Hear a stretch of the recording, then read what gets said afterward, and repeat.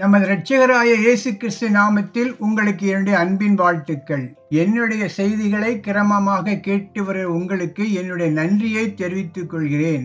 என்னுடைய செய்திகள் உங்களுக்கு பயனுள்ளதாக இருக்கும் என்று நீங்கள் கருதினால் இந்த செய்தியை மற்றவர்களுக்கு அறிமுகம் செய்து வைத்து இந்த ஊழியத்தை ஆதரிக்கும்படியாக கேட்டுக்கொள்கிறேன். கருகலான சத்தியங்களை குறுகிய நேரத்தில் புரிந்து கொள்ளும்படியான இந்த வேத சிந்தனைகளை உங்களுக்கு பிடித்திருக்கும் பட்சத்தில் நீங்கள் இந்த ஊழியத்தை ஆதரிக்கும்படியாக உங்களை அன்போடு கேட்டுக்கொள்கிறேன்.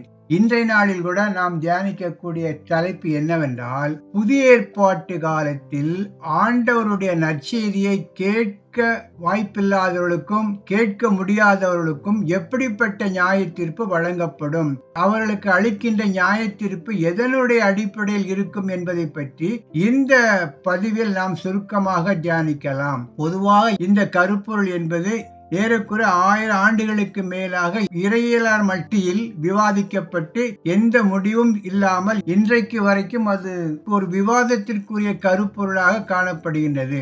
இதை பற்றி 3 வகையான கருத்துக்கள் இருக்கின்றன. ஆண்டவராய் இயேசு கிறிஸ்துவினுடைய நற்செய்தியை கேள்விப்படாதவர்களுக்கு எப்படிப்பட்ட தண்டனை வழங்கும், அவருடைய நியாய தீர்ப்பு எப்படி இருக்கும் என்பதை பற்றி 3 வகையான கருத்துக்கள் இருக்கின்றன.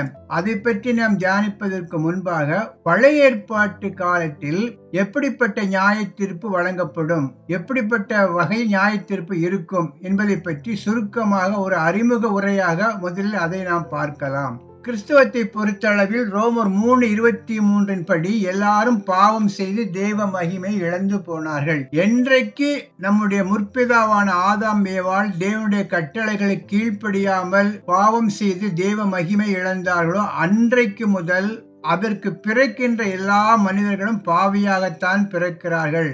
ஆதாமுடைய அந்த சின்ஃபுல் நேச்சர் என்பது எல்லா மக்களுக்கும் கடந்து வருகிறது. எனவே ஒரு மனிதன் பிறக்கும் போது பாவியாகத்தான் பிறக்கிறான் என்று வேதம் தெளிவாக சொல்கிறது.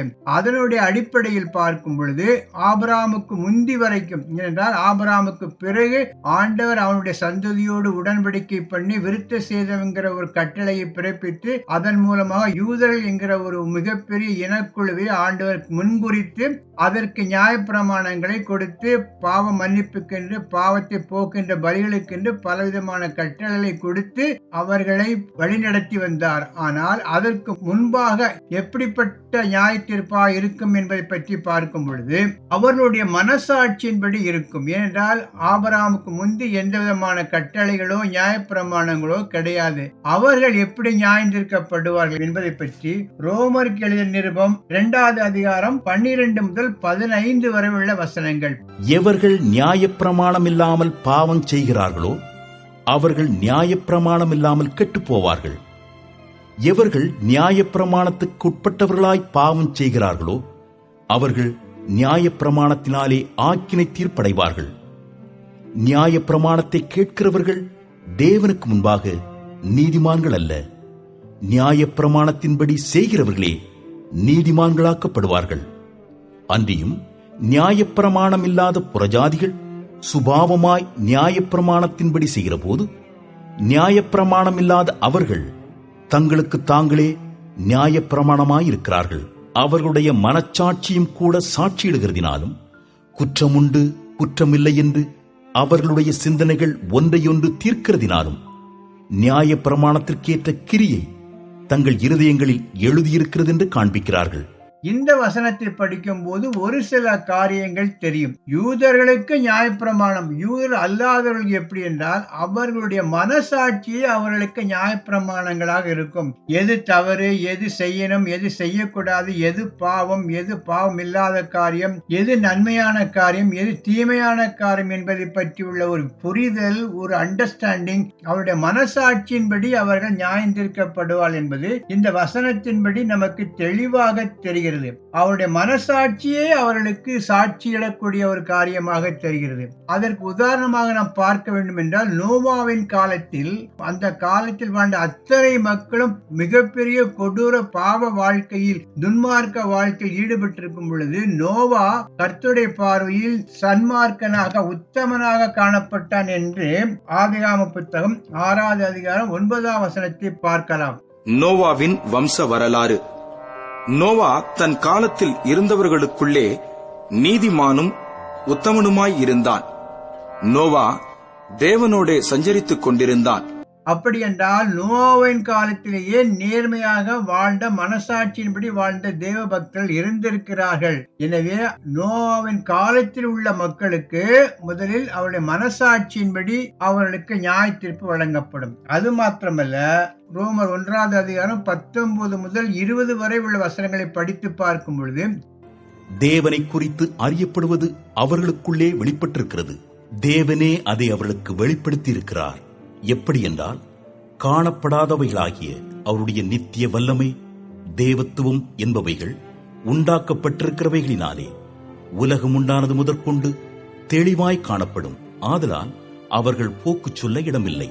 கடவுள் படைத்த இந்த சிருஷ்டிப்பின் தன்மையின் அடிப்படையிலும், அது புரிந்து கொண்ட விதத்தின் அடிப்படையிலும் அவர்களுக்கு நியாய தீர்ப்பு வழங்கப்படும். இவ்வளவு பெரிய உலகத்தை படைத்த தேவன் எப்படி அதனுடைய மகிமையை எப்படி புரிந்து கொள்ள வேண்டுங்கிற அந்த அறிவு அவர்களுக்கு ஆட்டோமேட்டிக்காவே அவர்கள் உள்ளத்தில் காணப்படுகின்றது. எனவே அவர்கள் போக்கு சொல்ல அவர்களுக்கு இடமில்லை. எப்படி என்றால், தெய்வீக தன்மைகள், இறைவனுடைய காணப்படாத தன்மைகள், இறைவனுடைய தீய வல்லமை, இறை இயல்பு, இவை எல்லாமே அவருடைய படைப்பிலிருந்து மனுக்குலத்திற்கு புரியக்கூடிய காரியமாக இருக்கிறது. இதனுடைய அடிப்படையில் படைப்பால் எப்படி இருப்பார், படைக்கப்பட்டது எப்படி இருக்கும் என்கிற பற்றிய புரிதல் தேவன் படைத்த சிருஷ்டிப்பிலிருந்து அறிந்து கொள்ள முடியும். இந்த இரண்டின் அடிப்படையில் நடக்கின்ற மனிதனுக்கு அவன் செய்கின்ற காரியங்களின் அடிப்படையில் அவனுக்கு நியாய தீர்ப்பு வழங்கப்படும். ஒன்று அவனுடைய மனசாட்சியின்படி, இன்னொன்று கடவுள் படைத்த சிருஷ்டிப்பிலிருந்து வெளிப்படக்கூடிய அந்த தன்மையின் அடிப்படையில் அவர்களுக்கு நியாய தீர்ப்பு வழங்கப்படும். ஆபிரகாமுக்கு பிறகு யூதர்கள் அல்லாதவர்களுக்கு எப்படி நியாய தீர்ப்பு வழங்கப்படும் என்று பார்க்கும் பொழுது, யூதர்களுக்கென்று சட்ட திட்டங்கள், நியாயப்பிரமாணங்கள் எல்லாம் கொடுக்கப்பட்டது. ஆனால் யூதர்கள் அல்லாதவர்களுக்கும் இதே வழியில் தான் அவர்களுக்கு நியாய தீர்ப்பு வழங்கப்படும். மனசாட்சியின்படி, மற்றபடி கடவுளுடைய படைப்பின் தன்மையின் அடிப்படையில், அது புரிந்து கொண்ட தன்மையின் அடிப்படையில் அவர்களுக்கு நியாய தீர்ப்பு வழங்கப்படும். இதுதான் பழைய ஏற்பாட்டில் யூதர் அல்லாதவர்களுக்கு வழங்கக்கூடிய நியாய தீர்ப்பின் தன்மை இப்படிதான் இருக்கும். அடுத்ததாக புதிய ஏற்பாட்டுக்கு வரும் பொழுது, ஆண்டவருடைய நற்செய்தியை கேட்டு அதை விசுவாசித்து ஆண்டவருடைய சிலுவை பாடுகள், மரணங்களை ஏற்றுக்கொள்ளவர்களுக்கு மீட்பு வழங்கப்படுகிறது. ஆனால் அதே வேளையில் ஆண்டவருடைய நற்செய்தியை கேட்டும் அதை ஏற்றுக்கொள்ளாதவர்களுக்கு மீட்பு வழங்கப்படாது. ஏனென்றால் அவர்கள் அந்த நற்செய்தியை நிராகரிக்கிறார்கள். இது ஒரு பக்கம். அதே வேளையில் மீட்பின் செய்தியே கேள்விப்படாதவர்களுடைய நிலை என்ன? அவர்களுக்கு மீட்பு வழங்கப்படுமா? பாவ மன்னிப்பு வழங்கப்படுமா? அவர்கள் தேவனுடைய பிள்ளைகளாக மாற முடியுமா? இந்த கேள்விகளுக்குள்ள பதில் என்பது ஒரு 1000 ஆண்டுகளுக்கு மேலாக வேத பண்டிதர்கள் மத்தியில் விவாதித்து எந்த விதமான தீர்வும் காணப்பட முடியாமல் இருக்கிறது. இதில் 3 வகையான கருத்துக்கள் உண்டு. அந்த 3 வகையான கருத்துக்களை நாம் விவாதிப்பதற்கு முன்பாக இந்த கருத்தை ஆராய்வதற்கான பேசிக் 2 கோட்பாடுகளை பார்க்க வேண்டும். ஒன்று என்னவென்றால், கடவுளுடைய நீதி, கடவுளுடைய அன்பு. The tension between divine justice and love. ஒரு கருத்துருவாக்கத்தை உருவாக்கும் பொழுது தேவனுடைய நீதியையும் பார்க்க வேண்டும், தேவனுடைய அன்பையும் பார்க்க வேண்டும். ஒன்றை காம்ப்ரமைஸ் பண்ணி ஒன்றை ஏற்றுக்கொள்ளக்கூடாது. இந்த இரண்டையும் பேலன்ஸ் பண்ணி தான் ஒரு தியரியை நாம் உருவாக்க முடியும். அப்படி இந்த ஆண்டோட நற்செய்தியை கேள்விப்படாதவர்களுக்கு என்ன நடக்கும் என்பதை பற்றி 3 வகையான கருத்துக்கள் இருக்குது. ஒன்று என்னன்னா, ரெஸ்ட்ரிக்டிவிசம் என்று சொல்வார்கள். அடுத்த ஒரு கருத்து என்னன்னா, இன்க்ளூசிவிசம் என்று சொல்வார்கள். மூன்றாவது கருத்து யுனிவர்சலிசம். ஆண்டை ஏற்றுக்கொள்ளாதவர்களுக்கு மீட்பை அடைய மாட்டாள் என்கிற கருத்து அல்ல. ஆண்டு நற்செய்தியை கேள்விப்படாதவர்களுக்கு என்ன நடக்கும் என்பதை பற்றியுள்ள 3 வகையான கருத்துக்கள். ஒன்று என்ன, ரெஸ்ட்ரிக்டிவிசம், இன்க்ளூசிவிசம் அண்ட் யுனிவர்சலிசம்.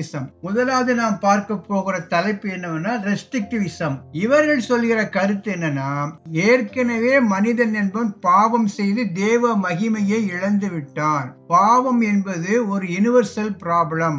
ஆதாம் ஏவாள் என்னைக்கு கீழ்ப்படியாமைக்கு ஒப்பு கொடுத்தார்களோ அந்த சின்ஃபுல் நேச்சர் எல்லா மனிதர்களுக்கும் வந்துவிட்டது. அந்த பாவ சுபாவத்திலிருந்து விடுதலையாக்குவதற்கு ஆண்டவருடைய புண்ணிய காரியங்களை ஏற்றுக்கொண்டு அதை அப்ளை பண்ணி நாம் வாழும்போதுதான் நமக்கு சுவிசேஷத்தினுடைய பலன், மீட்பின் பலன் நமக்கு கிடைக்கும். அதை அப்ராப்ரியேட் பண்ணணும். ஆண்டவருடைய பாடுகள், மரணங்கள், மீட்பை, உயிர்த்தெழுதலை நாம் அப்ராப்ரியேட் பண்ணும்போதுதான் அந்த மீட்பினுடைய பலன் நமக்கு கிடைக்கும். எனவே ஆண்டவருடைய நற்செய்தியை ஏற்றுக்கொள்ள வேண்டும், அதை பின்பற்ற வேண்டும். இந்த காரியத்தை செய்யாதவர்களுக்கு மீட்பு வழங்கப்படாது.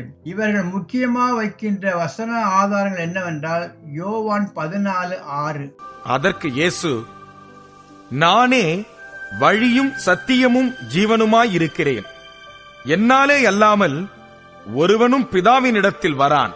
இங்கு என்ன சொல்லப்பட்டிருக்கின்றால் ஆண்டவராய் இயேசுக்கு சொன்ன வார்த்தை, நானே வழியும் சத்தியமும் ஜீவனுமாய் இருக்கிறேன், ஒருவன் என் மூலமாக அன்றி பிதாவிடத்தில் வர முடியாது. அடுத்தது அப்போஸ்தலர் 4:12. அவராலே அன்றி வேறொருவராலும் ரட்சிப்பு இல்லை. நாம் ரட்சிக்கப்படும்படிக்கு வானத்தின் கீழெங்கும் மனுஷர்களுக்குள்ளே அவருடைய நாமமே அல்லாமல் வேறொரு நாமம் கட்டளையிடப்படவும் இல்லை என்றான். அவரையல்லாமல் நமக்கு ரட்சிப்பு கிடையாது. அவரையல்லாமல் எங்க உலகத்தில் எந்த நிலையில் இருந்தாலும் அவரையல்லாமல் அவருடைய ரட்சிப்புக்கென்று அவருடைய பேருதான் கட்டளையிடப்பட்டிருக்கிறது என்ற வசனத்தையும் பார்க்கலாம். அடுத்தது ரோமர் 10:14-15. அவரை விசுவாசியாதவர்கள் எப்படி அவரை தொழுது கொள்வார்கள்? அவரை குறித்து கேள்விப்படாதவர்கள் எப்படி விசுவாசிப்பார்கள்? பிரசங்கிக்கிறவன் இல்லாவிட்டால் எப்படி கேள்விப்படுவார்கள்? அனுப்பப்படாவிட்டால் எப்படி பிரசங்கிப்பார்கள்? சமாதானத்தை கூறி நற்காரியங்களை சுவிசேஷமாய் அறிவிக்கிறவர்களுடைய பாதங்கள் எவ்வளவு அழகானவைகள் என்று எழுதியிருக்கிறதே. இங்கே என்ன சொல்லப்பட்டிருக்கின்றால் மீட்பின் செய்தியை அறிவிக்கக்கூடிய இம்பார்ட்டன்ட் பற்றி சொல்லப்பட்டிருக்கு. கேள்விப்படாட்ட எப்படி விசுவாசிக்க முடியும், அறிவிக்கப்படாட்ட எப்படி கேட்பாங்கன்னு சொல்லிட்டு மீட்பின் செய்தியை அறிவிக்க வேண்டிய மிகப்பெரிய கடமையை பற்றி இங்கு சொல்லப்பட்டிருக்கிறது. அதனுடைய உண்மையான உட்கூறு என்னன்னா, நாம் ஆண்டவருடைய நற்செய்தியை அறிவித்தால் மட்டுமே அவர்கள் ஏற்றுக்கொள்ள முடியும். அப்படி அறிவிக்காவிட்டால் அந்த மக்கள் நரகத்துக்கு சென்று விடுவார்கள் என்கிற கருத்தை தான் இந்த 10வது அதிகாரம் முழுவதுமாக படித்து பார்த்தால் தெரியும். இந்த கருத்தின் அடிப்படையை பார்க்கும் பொழுது ஆண்டவர் ஏற்றுக்கொண்ட மக்களுக்கு தான் மீட்பின் பலன் கிடைக்கும். அவர்கள்தான் தேவனுடைய பிள்ளைகளாக மாறுவார்கள். இந்த கோட்பாடு எதனுடைய அடிப்படையில் இருக்கிறது என்றால் ஜான் கால்வின் அவருடைய ப்ரீடிஸ்டினேஷன் என்கிற கோட்பாட்டை தழுவியதாக இருக்கிறது. அது மாத்திரமல்ல, 5வது நூற்றாண்டை சேர்ந்த அகஸ்டின் போன்ற மிகப்பெரிய தேவ மனிதர்களும் இந்த கருத்தை தான் வலியுறுத்தி சொல்லி இருக்கிறார்கள். தேவன் தம்முடைய அனந்த ஞானத்தின்படி, ஃபோர் நாலெட்ஜ் படி யாரெல்லாம் ஏற்றுக்கொள்வார்கள் ஏற்றுக்கொள்ள மாட்டார்கள் தீர்மானத்தின்படி அவர் யாரை முன்குறித்தார்களோ அவர்கள் தான் மீட்கப்படுவார்கள். அவர்களுக்குத்தான் நற்செய்தியை கேட்கக்கூடிய வாய்ப்பு கிடைக்கும். மற்றவர்கள் எல்லாம் ரிப்ரபேட், அதாவது டிஸ்குவாலிஃபை, தள்ளுபடி செய்யப்பட்டவர்களாக கருதப்படுவார்கள். எனவே மீட்பு என்பது ஒரு குறிப்பிட்டவர்களுக்கு மட்டும்தான் வழங்கப்படக்கூடிய காரியம். அது தேவன் முன்னறிந்த காரியம். எனவே இந்த ரெஸ்ட்ரிக்டிவிசங்கிற கருத்தின் அடிப்படையில் பார்க்கும்போது மீட்பு என்பது எல்லாருக்கும் வழங்கப்பட மாட்டாது. அவருடைய நற்செய்தியை கேட்டு அதை விசுவாசிப்பவர்களுக்கு மட்டும்தான் வழங்கப்படும். இதுல மிகப்பெரிய பிரச்சனை எங்க வருதுன்னா, ஆண்டு ஏற்றுக்கொள்ளாதவருடைய நிலைமை என்ன?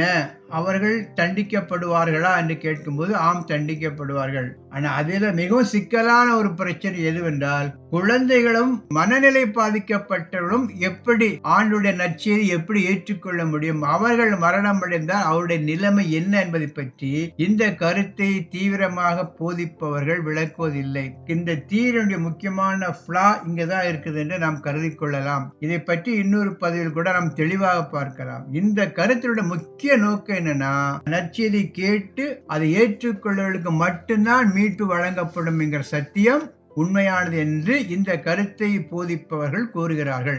அடுத்தபடியாக, ஆண்டவருடைய நற்செய்தியை ஏற்றுக்கொள்ளாதவர்கள் நேர்மையாக வாழ்ந்திருப்பார்கள் என்றால், தங்களுக்கு கிடைச்ச வெளிச்சத்தின் அடிப்படை சன்மார்க்கமாக உத்தமமாக அவர் வாழ்ந்திருப்பார்கள் என்றால் அவர்களையும் இயேசு கிறிஸ்து ரட்சிப்பார் என்கிற ஒரு தேரி தான் இன்க்ளூசிவிசம் என்று பேர். அதாவது பரந்த மனப்பான்படி எல்லாரும் இணைத்துக் கொள்கிற அந்த காரியத்துக்கு பேர் தான் இன்க்ளூசிவிசம் என்று சொல்வார்கள். இதனுடைய அடிப்படையில் பார்க்கும் பொழுது யாரெல்லாம் நற்செய்தி கேட்க முடியாட்டாலும் பரவாயில்ல, அவர்கள் நேர்மையாக உத்தமமாக வாழ்ந்திருந்தால் அவர்களை ரட்சிப்பார் என்பதுதான் இவருடைய கருத்து.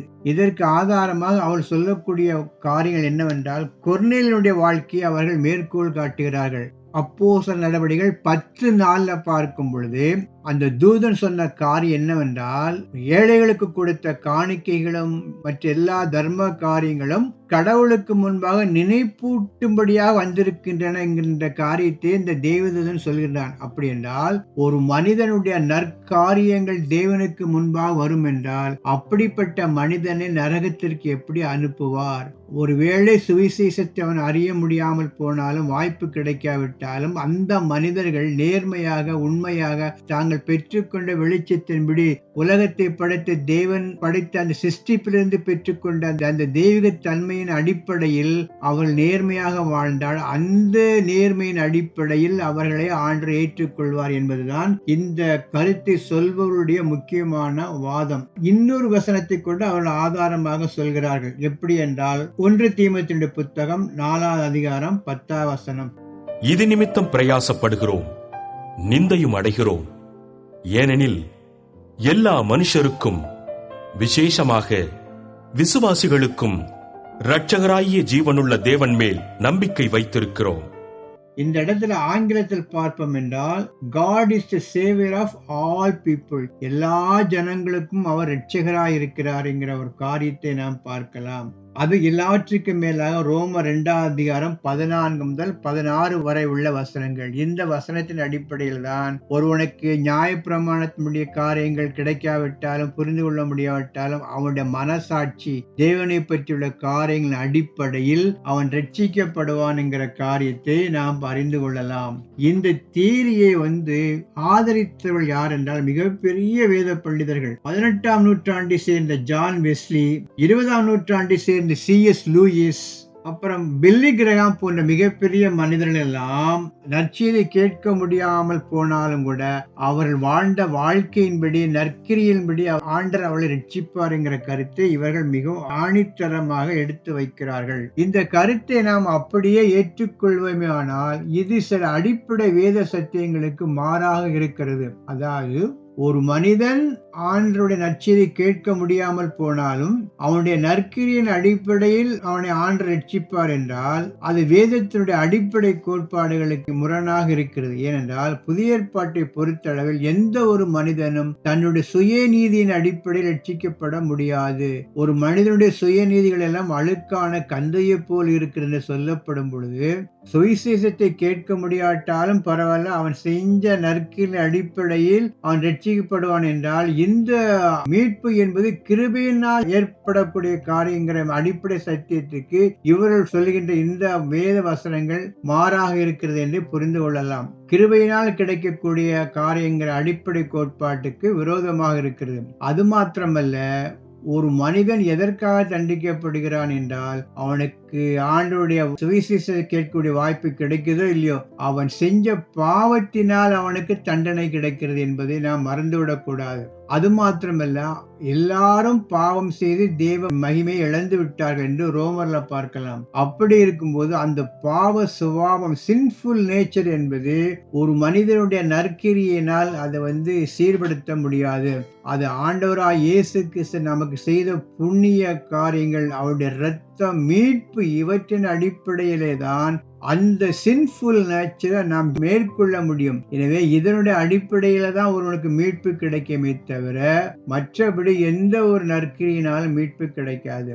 அது மாத்திரமல்ல, இவர்கள் சொல்கின்ற ஆர்கியுமெண்ட் படி நற்செய்தி கேள்விப்படாதவர்கள் தங்களுடைய கிரியையினால் ரட்சிக்கப்படுவார்கள் என்றால் சுவிசேஷத்தை அறிவிக்க வேண்டிய ஒரு அர்ஜென்சி இல்லாமல் போய்விடும். எப்படினால் ரட்சிக்கப்படுவார்கள் என்ற சிந்தனை வரும்போது சுவிசேஷத்தை தீவிரமாக பிரசங்கம் பண்ண வேண்டுங்கிற அர்ஜென்சிக்கு அர்த்தமில்லாமல் போய்விடும். கிருபையின் சுவிசேஷம் என்பது தேவையற்றதாக மாறிவிடும். எனவே இப்படிப்பட்ட சில முரண்பாடுகளும் இந்த கோட்பாடுகளில் காணப்படுகின்றது. அடுத்தபடியாக நற்செய்தியை கேள்விப்படாதவர்களும் இறுதியில் ஆண்டவர் ஏற்றுக்கொள்வார்கள் என்று சொல்லக்கூடிய ஒரு தியரி தான் யுனிவர்சலிசம். இந்த தியரி என்பது மிகவும் ஆபத்தான ஒரு தியரி. இவர்கள் சொல்லுகின்ற ஆர்குமெண்ட் என்னன்னா, கடவுள் மிகுந்த அன்பு உள்ளவர், அவர் இந்த உலகத்தில் மனிதன் வாழ்கின்ற கொஞ்ச காலத்தில் செய்த தவறுகளுக்காக ஒரு மனிதனை நித்தியமாக ஆக்கினிக்குள்ளாக தள்ள மாட்டார். அவருடைய அன்பு அவ்வளவு பெரிய அன்பு, அவர் இவ்வளவு பெரிய தண்டனையை மனுக்குலத்திற்கு கொடுக்க மாட்டார் என்று அந்த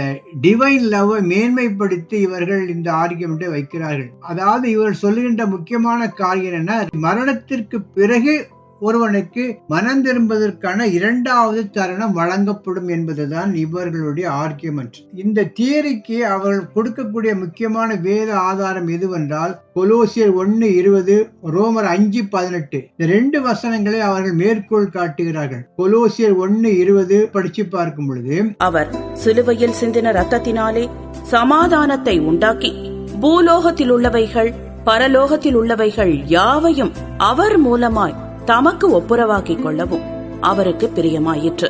அவர் எல்லாவற்றையும் பூலோகத்தில் உள்ளவைகளையும் பரலோகத்தில் உள்ளவைகளும் எல்லாவற்றையும் குமாரன் மூலமா ஒப்புரவாக்கினார். ரெக்கன்சைல்ட் அப்படிங்கிற வார்த்தையை அடிப்படையாக கொண்டு God was pleased to reconcile himself all things. இதனுடைய அடிப்படையை எல்லாவற்றையும் ஒப்புரவாக்கி விட்ட பிறகு அந்த நரகத்திற்கு சென்ற அந்த பாவிகளையும் ஆண்டவர் ஏதோ ஒரு பாயிண்ட் ஆஃப் டைம்ல அவர்களை பரிசுத்தப்படுத்தி 2வது வாய்ப்பை கொடுத்து அவர்களை பிள்ளையாக மாற்றிக் கொள்வார். இன்னொரு வசனத்தை கூட அவர் மேற்கோள் காட்டுகிறார்கள். ரோமர் 5:18 ஆகையால் ஒரே மீறுதலினாலே எல்லா மனுஷருக்கும் ஆக்கினைக்கு ஏதுவான தீர்ப்பு உண்டானது போல ஒரே நீதியினாலே எல்லா மனுஷருக்கும் ஜீவனை அளிக்கும் நீதிக்கு ஏதுவான தீர்ப்பு உண்டாயிற்று.